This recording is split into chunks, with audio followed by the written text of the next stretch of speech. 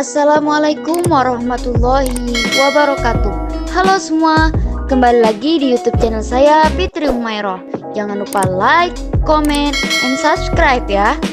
Nah, di video kali ini saya akan membahas tentang pendekatan psikologis pada karya sastra. Sebelum itu, kita harus mengetahui apa itu psikologi sastra. Psikologi dan sastra sebenarnya dua ilmu yang berbeda satu sama lainnya.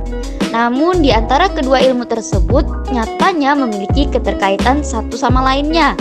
Jika psikologi berarti mempelajari hal-hal mengenai ilmu kejiwaan, maka sastra merupakan bidang ilmu yang mempelajari karya seni dalam hal tulis-menulis.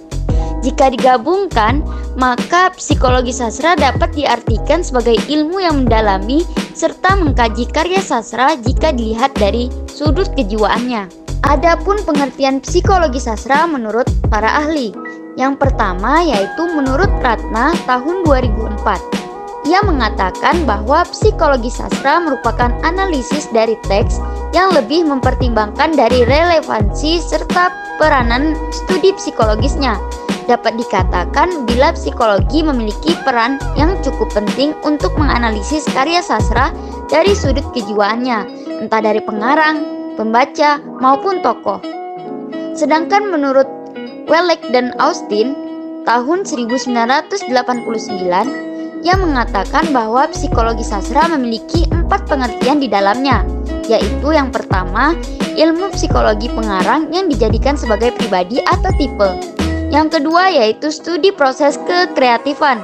Yang ketiga yaitu studi tipe serta hukum-hukum dalam psikologi yang diterapkan dalam sebuah karya sastra. Yang keempat yaitu dampak dari sastra kepada para pembaca. Nah, pendapat dari Wellek dan Austin ini memang memberikan pemahaman yang luas terkait ilmu psikologi sastra. Tak hanya berperan di dalam satu unsur saja, namun juga sudah menjadi satu dengan karya seni. Selanjutnya kita memasuki ke pembahasan yaitu menganalisis puisi Berdiri Aku karya Amir Hamzah berdasarkan pendekatan psikologis. Nah, pada bait pertama, penulis mengungkapkan rasa emosionalnya tentang apa yang dirasakannya pada apa yang dilihatnya. Penantian dan perenungan diri terhadap apa yang dilihatnya tentang peristiwa atau kejadian di suatu pantai atau laut menjadi pengalaman yang mendorongnya untuk melakukan sesuatu. Sedangkan pada bait kedua, penulis mengungkapkan hubungan antara kehidupan manusia dengan peristiwa alam. Terlihat pada baris yang berbunyi, angin pulang menyejuk bumi, menepuk teluk mengempas emas, bahwa angin laut atau peristiwa alami ini dapat dimanfaatkan oleh nelayan atau biasa disebut dengan kegiatan manusia untuk membawa perahunya ke daratan dengan membawa hasil lautnya. Selain itu, perwatakan tokoh yang ditampilkan Amir Hamzah mampu menggambarkan perwatakan tokoh yang semakin hidup, di mana tokoh aku pada puisinya ini tiada lain adalah dirinya sendiri. Namun selain itu, tokoh aku juga bisa mewakili manusia secara umum, di mana terlihat dalam setiap baitnya. Tokoh aku menjadi subjek sekaligus objek dari setiap makna yang dimaksudnya. Sentuhan-sentuhan emosi yang ditampilkan tokoh aku dalam puisi Amir Hamzah ini sebetulnya gambaran kekalutan dan kejernihan batin pencipta karya sastranya sendiri. Hal ini menjadikan keorsinilan karya sastra ini. Kekalutan ini terlihat pada penggambarannya tentang proses alam sebagai bagian dari yang mewarnai kehidupan dan yang menggambarkan peristiwa-peristiwa atau kejadian-kejadian dari kehidupan manusia. Nah, selanjutnya pada bait ketiga, bait ini bermakna pelangi yang membentang dari satu ujung, naik ke langit dan turun di satu ujung lainnya dengan keindahan warna-warni yang dapat membuat lupa siapapun yang melihatnya.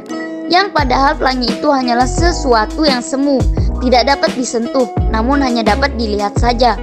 Hal ini juga merupakan gambaran pengarang tentang kehidupan ini, menggambarkan tentang ambisi manusia, nafsu manusia dalam berusaha dan melihat sesuatu tentang duniawi.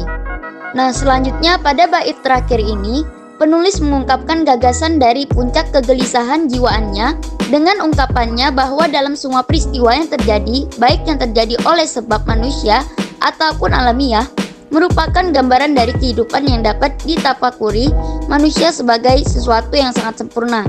Dari kegelisahan, rasa rindu yang menggugah rasa haru di hati, dan perasaan untuk mencapai keinginan yang didambakan, yaitu merasakan kebahagiaan, kesejahteraan dalam tujuan yang jelas dalam kehidupan ini. Ungkapan penulis tentang hidup dan kehidupan serta makna kehidupan pada puisinya yang berjudul Berdiri Aku ini juga dilatar belakangi kehidupan penulis, yaitu bahwa penulis dibesarkan dalam lingkungan terpelajar, baik pendidikan duniawi ataupun pendidikan agamis. Nah, sekian video dari saya. Apabila ada kesalahan, mohon dimaafkan. Jangan lupa like, comment, and subscribe ya. Dadah, terima kasih. Wassalamualaikum warahmatullahi wabarakatuh. Fearless.